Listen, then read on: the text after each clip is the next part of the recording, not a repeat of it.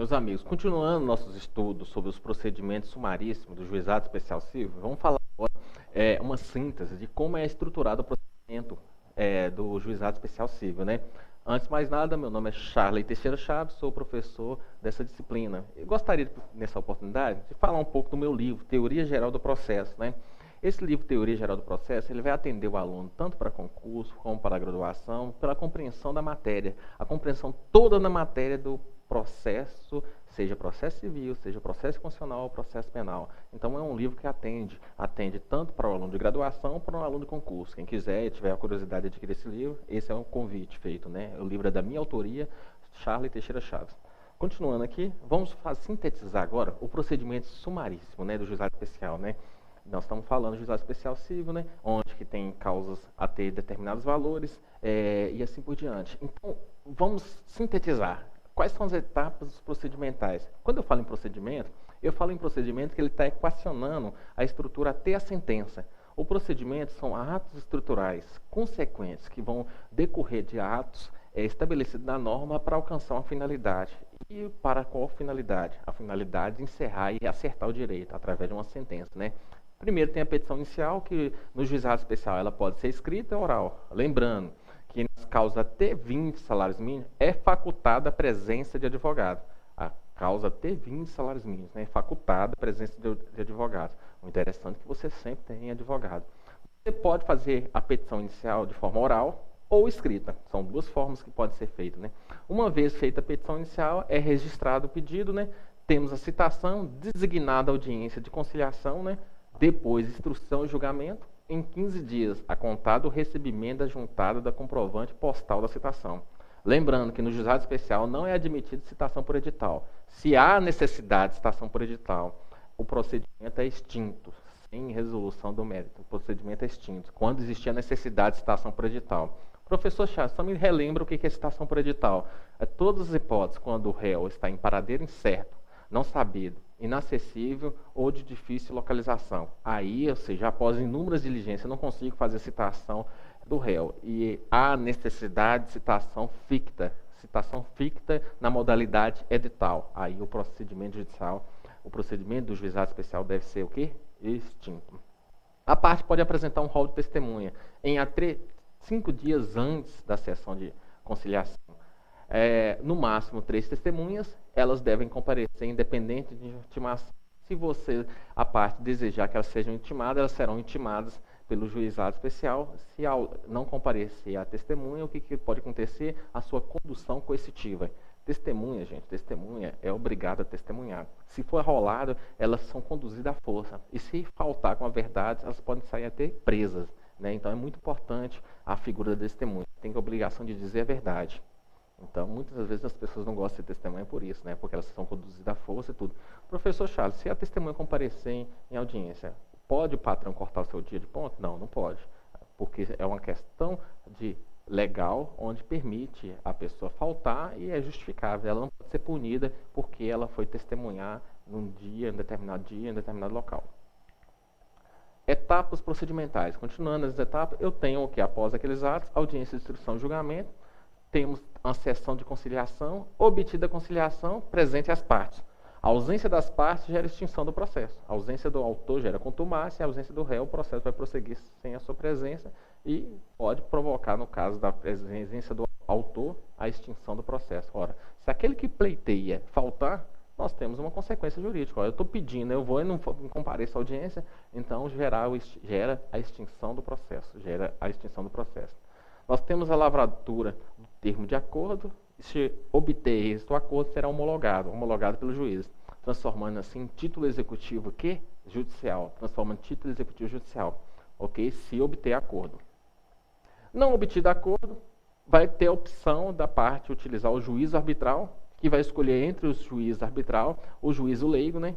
Ou seja, um procedimento separado, diferenciado. Eu estou optando não ir pelo juiz concursado, o juiz profissionalizante, ou juiz concursado, ou juiz togado. Eu quero ir para o juiz arbitral, como eu tinha falado anteriormente na última aula. Ora, se eu optar pelo juiz arbitral, vai ser instaurado o juiz arbitral, que é escolhido pelas partes. Quem que vai escolher? O árbitro, que o árbitro vai fazer a função de juiz. O árbitro é juiz de fato de direito conforme a Lei 9.307. A Lei 9.307 vai regulamentar o direito arbitral, né? O julgamento do direito arbitral. Escolhido o árbitro pelas partes ou designação pelo juiz, sempre entre os juízes leigos.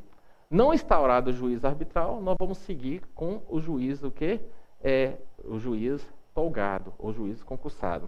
Mas, continuando o juiz arbitral, ele vai apresentar o laudo, que na realidade é a sentença arbitral. Ele apresenta um laudo que na realidade é uma sentença arbitral, ou decisão arbitral, né? E aí esse laudo será homologado por sentença irrecorrível pelo juiz. Cabe recurso da decisão do juiz arbitral, se as partes optarem pelo juiz arbitral.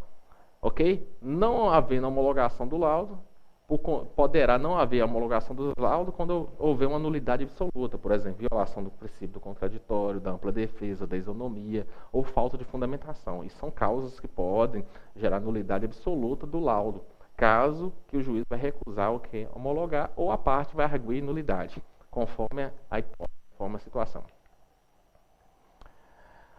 Não tendo audiência, não optando a parte pelo juiz arbitral, vai seguir pelo juiz tolgado. Aí vai ser designada audiência de instrução e julgamento. O que fala? Vai ter uma audiência onde vai ter colheita de prova, vai ouvir as testemunhas, vai ouvir as provas necessárias documentais que foram apresentadas, né? E aí nós vamos iniciar o que é a sessão de audiência de instrução e conciliamento, de julgamento. Pode ter conciliação? Pode ter conciliação. É importante a ausência das partes, né? O que acontece? A ausência do autor gera extinção sem julgamento do mérito. A ausência do réu, se ele uma vez foi citado, vai gerar o efeito da revelia. O que é efeito da revelia? Gera presunção da veracidade das ações do autor. Se o juiz entender diferente, vai ter que fundamentar. Ok, o efeito da revelia gera presunção da veracidade das alegações do autor trazido na petição inicial. Ok? Essas são as consequências da ausência das partes. Outra situação importante, o segmento da audiência de instrução e julgamento. Nós temos a manifestação do autor sobre a contestação. Ora, após receber a inicial, o réu vai poder contestar. O autor vai poder imediatamente na própria audiência, contestar, ou seja, manifestar sobre a contestação. Nós chamamos isso de impugnação da contestação ou réplica, né? Aí, ou pedido designando nova data, se for o caso. Professor Charles, então o autor pode manifestar imediatamente. A regra é que a audiência se una. Ele tem que manifestar imediatamente, salvo havendo um pedido e o juiz designar nova data para continuar a audiência de instrução e julgamento. Designada nova data, as partes vão sair dali intimadas, ok? Depois será proferida sentença, né? A sentença do juizado especial é interessante. Toda sentença tem que ter relatório, fundamento e dispositivo e conclusão, né? No juizado especial é dispensado, é facultado, ou melhor, é dispensado o relatório, justamente para ter uma facilidade do juiz fundamentar, para proferir de imediato, entrar nos fundamentos e no direito imediatamente e decidir. A ideia é facilitar o julgamento, porque trata-se de um julgamento mais célere, mais rápido, né, mais informal. Então, a sentença é dispensada o quê? O relatório. Dessa sentença, logicamente, cabe embargos de declaração, orais ou escritos, em 5 dias. E é interessante, né? O novo CPC 2015, ele vai mudar. Antes, os embargos tinham um efeito suspensivo do prazo recursal. Agora, ele tem efeito interruptivo do prazo recursal. Professor, não lembro direito o que é interruptivo e suspensivo. Você falou isso na aula lá de atos processuais do processo civil. Falei. Quando eu falo interrupção, eu interrompo, eu zero a contagem do prazo. Após interpor os embargos, eu tenho ainda a possibilidade de manejar outro recurso. Então, eu tenho um prazo restabelecido na integralidade da interrupção. Quando eu falo em suspensivo, eu vou só suspender. Se já transcorreram 2 dias, paralisa os 2 dias. Após a suspensão vai durar o tempo que for necessário. Durou 1 mês. Então, contou-se 2 dias, ainda tem mais 3 dias, né? Então, vai continuar a contagem dos prazos de 3 dias após o período de suspensão. Então, a suspensão ela não aniquila o prazo anterior, ela só continua. Após o período da suspensão, continua a contagem. Já a interrupção não zera a contagem, reinicia do zero. Na suspensão não paralisa a contagem e quando recomeçar a contagem vai computar o tempo anterior, o prazo anterior. É isso que é a diferença. No caso do embargo de declaração, ele tem efeito interruptivo do novo prazo recursal. Ok? Qual que é a finalidade em barra de declaração? Em barra de declaração, toda vez que a decisão tiver omissão, obscuridade e contradição. Decisão mal feita, decisão do juiz mal feita. É uma decisão contra a elaboração da sentença. Eu não tenho uma petição inicial que é inepta, porque é mal feita, eu também tenho uma sentença que pode ser mal feita. E o embargo de declaração é um recurso para corrigir a decisão omissa, porque o juiz não enfrentou todos os pontos, obscura, porque você não tem clareza nela, e contraditória, porque ela traz um raciocínio e depois se confunde, e aí acaba gerando uma contradição no seu resultado. Isso tudo pode ser corrigido através dos embargos de declaração, que vai declarar omissão, obscuridade e contradição. É um recurso contra a decisão elaborada pelo julgador, pelo juiz. Ok? E aí, continuando. Se não for interposto embargo de declaração, a parte pode recorrer por um recurso denominado inominado. É um recurso semelhante à apelação, mas não é apelação, porque ele não recebe o nome de apelação. É um recurso nominado, o prazo é 10 dias, né? 10 dias, deve ser feito em petição, mais razões, ou seja, tem que fazer através de petição escrita, mais razões recursais, né? Que é as razões do seu recurso do inconformismo da sentença. Por que você vai interpor esse recurso? Porque eu não estou satisfeito com a sentença do juiz do Juizado Especial Civil. E aí eu vou interpor o recurso nominado no prazo de 10 dias, né? Apresenta as razões. Tem que ter o preparo. O preparo pode ser apresentado até no prazo de 48 horas. Sem preparo, o recurso será deserto. Professor, o que é preparo?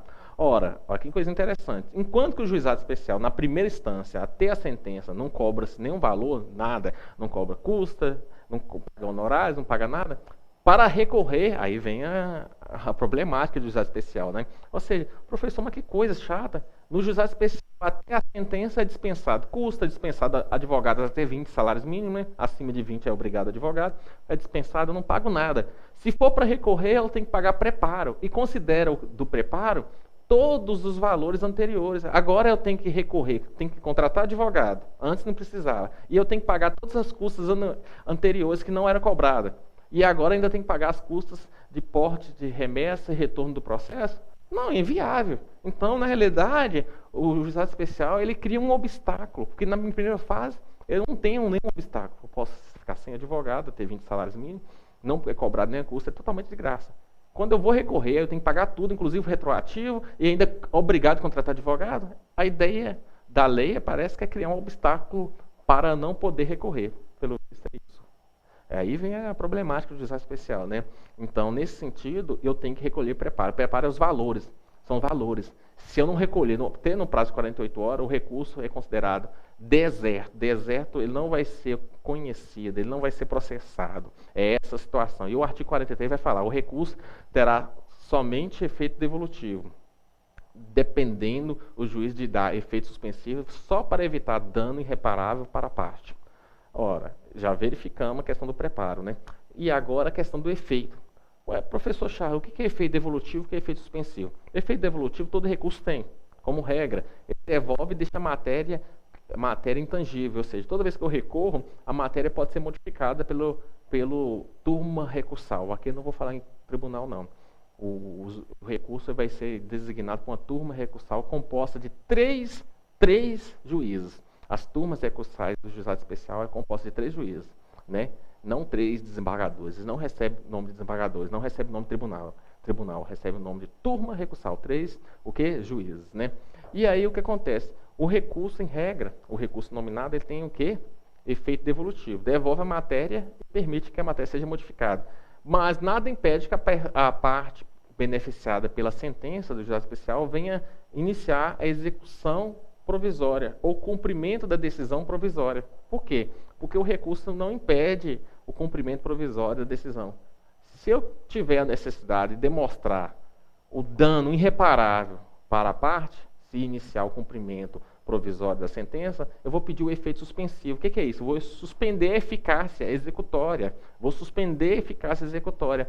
Aí, na hora que eu for recorrer, eu vou criar um tópico do efeito suspensivo para o tribunal, para os juízes da turma recursal, os juízes, os 3 juízes, me derem o quê? Me derem o efeito suspensivo. O que é isso? Suspender a eficácia da decisão já proferida contra o juiz. Impedir que o juiz comece a implementar a decisão. Em outras palavras, é isso. E aí eu tenho que comprovar o dano irreparável, caso se isso for continuar, caso a parte começa a executar a decisão que está na fase recursal. E aí eu tenho que demonstrar. E aí o 43 vai falar exatamente isso que eu acabei de colocar. O recurso terá efeito devolutivo, podendo o juiz dar efeito suspensivo para evitar dano irreparável para casa. E aí eu tenho que pedir.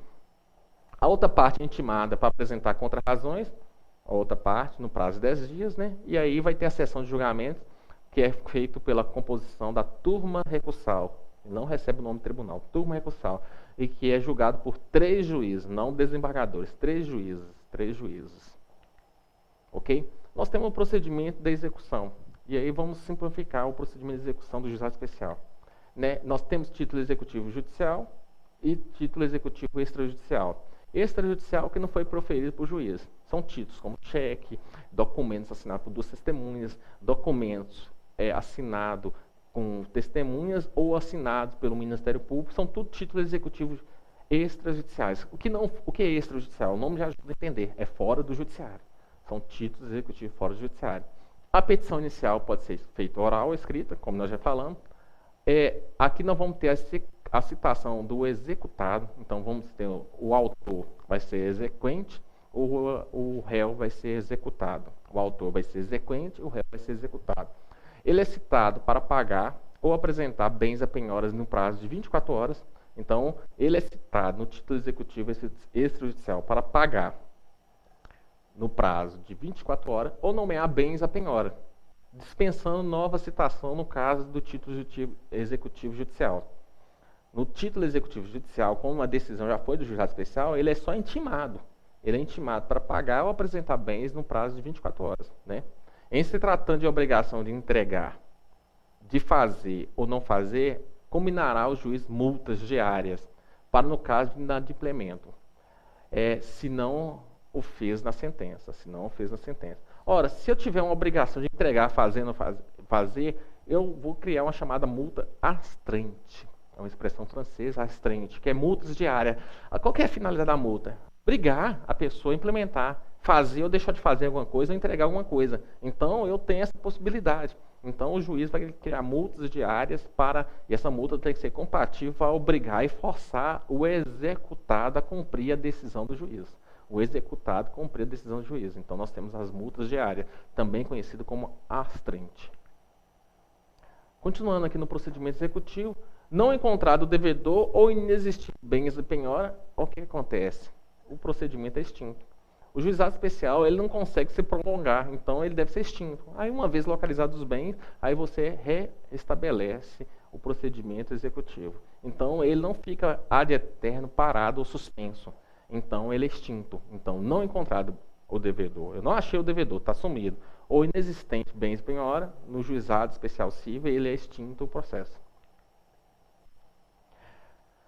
Ocorrida a penhora, a intimação do executado para audiência de conciliação. Vai ter uma audiência de conciliação. E a audiência é facultativa em termos de título executivo judicial. Então, nós temos a audiência de conciliação para título extrajudicial e pode ter também para títulos judiciais. Mas ela é facultativa para títulos judiciais. Nós temos a audiência de conciliação para tentar resolver de forma rápida. Ao invés de penhorar bem, ele consegue pagar a parcela, alguma coisa. Vai tendo um acordo, o judiciário vai homologar.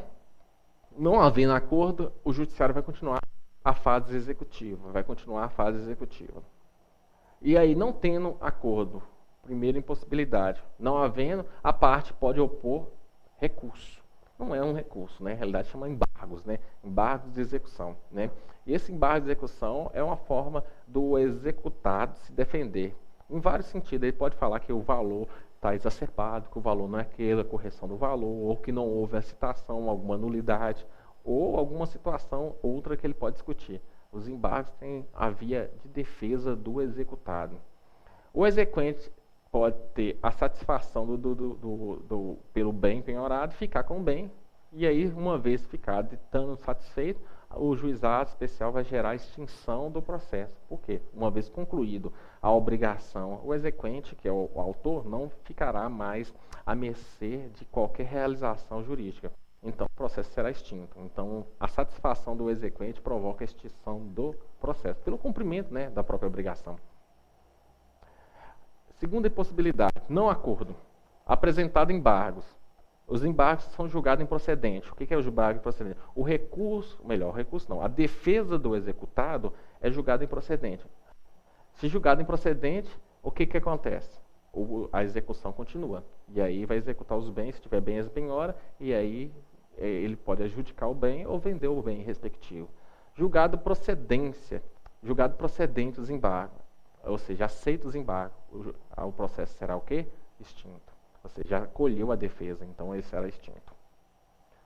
Do recurso, só para simplificar as regras do recurso aqui, no caso do procedimento da execução. No recurso é inominado, e aí veja bem, aquilo que nós já falamos, a turma recursal não é composta de desembargadores, mas sim de juízes. São 3 juízes, né, togados, que vão exercer a função de julgadores, reunidos na turma recursal. Esses 3 juízes, não são desembargadores, são juízes do primeiro grau de jurisdição, são juízes do primeiro grau de jurisdição. O recurso para a parte, elas tem que ser feito obrigatoriamente por advogado. E o artigo 41, lá no parágrafo 2º, vai falar: o recurso, as partes serão obrigatoriamente representadas por advogado. E aí vem a crítica, né? Professor Charles, se o juizado especial na primeira instância, ou seja, vamos colocar assim, primeira instância, com o juiz, da primeira fase até a sentença, até 20 salários mínimos, sou dispensado do advogado. Agora me obriga a contratar advogado, aí fica inviável o juizado especial, realmente fica inviável. E pior, ainda cobra preparo, que é custas, ainda cobra as custas retroativas. E isso dificulta. Então a ideia, parece, da ideia do legislador é criar elementos obstativos, que vão criar obstáculo para a via recursal. O prazo para o recurso inominado, que se assemelha à apelação, mas não se chama-se apelação, é recurso nominado, prazo de 10 dias, né? O preparo deve ser recolhido em até 48 horas sob pena de deserto. Deserto é o recurso não conhecido por ausência de preparo do pagamento e tem que ser retroativo.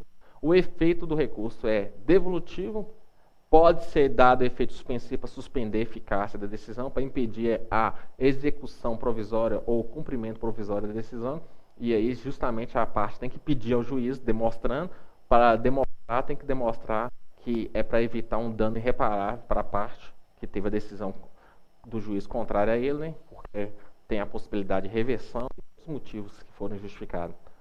Julgamento. As partes serão intimadas a data e sessão do julgamento. E, regra, não há intimação do acordo. Ou seja, as partes elas são só intimadas da sessão de julgamento. Não há intimação do acordo. Porque para facilitar a continuidade das decisões dos juizados especiais. Voltando aqui à questão das despesas, né? O artigo 54 vai falar que o acesso ao juizado especial independe, em primeiro grau, da jurisdição do pagamento de custo ou taxa de despesa. Isso é importante. Na primeiro grau, mas no segundo grau tem que ser pago. Aí vem a questão antagônica. Inclusive, é obrigada a presença de advogado. Professor, eu quero recorrer. Recurso nominado tem que ser feito por advogado. Mas antes não era facultado a ter 20 salários mínimos, agora é obrigado? É obrigado. Então tem que ficar atento a isso. Parágrafo único do artigo 54. O preparo do recurso. O que é o preparo? Os custos processuais, as taxas de porte, de ida e devolução. Na forma do parágrafo 1º do artigo 42 dessa lei, compreenderá todas as despesas processuais, inclusive aquelas despesas do primeiro grau de jurisdição. Olha só, se a despesa do primeiro grau não era cobrada, agora é cobrada na fase recursal. Se eu for recorrer, eu tenho que pagar tudo que eu não tinha que pagar anteriormente. Olha como é que é um elemento para criar um obstáculo ou para dificultar o manejo do recurso nominado. Ressalvada a hipótese de assistência jurídica gratuita. Por isso que é interessante, mesmo no juizado especial, pedir a justiça gratuita, por conta da via recursal. O artigo 55 vai falar o seguinte: a sentença de primeiro grau não condenará o vencido em custas e honorários de advogados, ou seja, no primeiro grau não tem. Ressalvado o caso de litigância de má-fé. Se a parte agir de forma maliciosa para criar mecanismo ilusório ou para procrastinar decisões ou criar elementos onde que não existe direito, aí o que? Ele pode ser condenado por litigância de má-fé. Aí tem condenação em honorários advocatícios. Em segundo grau, o recorrente vencido pagará, já na fase recursal. Então, eu estou falando da fase recursal. Interpus recurso nominado, contratei um advogado, tive que recolher o preparo, se eu não tive justiça gratuita deferida anteriormente, paguei as custas retroativas e tudo. E em segundo grau, o recorrente, a pessoa que recorreu, for vencido, ou seja, perder o recurso, pagará as custas e honorários de advogado, que serão fixadas em 10% e 20% do valor da condenação, ou não havendo condenação no valor corrigido da causa. Então, na fase recursal, há condenação em honorários advocatícios, né, no valor de 10% e 20% do valor da condenação, ou não havendo condenação no valor corrigido da causa. Nós temos as súmulas 376, que ela vai resolver a questão do mandato de segurança. Antes, os advogados interpunham o mandato de segurança porque não cabe das decisões interlocutórias de juizado especial recurso. O recurso lá inicial é em base de declaração, recurso inominado e recurso extraordinário. Não há a figura do mandato de segurança. Mas aí tinha uma discussão, quem que é competente para receber o mandato de segurança? Muitos estavam encaminhando o mandato de segurança para o Tribunal de Justiça. E aí o que acontece? Indiretamente subiria o recurso para o Superior Tribunal de Justiça. O Superior Tribunal de Justiça sumulou e resolveu, quando for interpor mandato de segurança contra a decisão do juizado especial, quem é competente é a turma recursal e não os tribunais de justiça. A competência vai para a turma recursal, que é composto de 3 juízes da primeira instância, e não dos desembargadores dos tribunais de justiça. Essa é a resolução da súmula 376. Esse é o conteúdo que a gente queria trabalhar com vocês, né? Na próxima aula, ou no próximo conteúdo, a gente vai começar a falar agora do juizado especial criminal. Muito obrigado, meu nome é Charles Teixeira Chaves, até a próxima.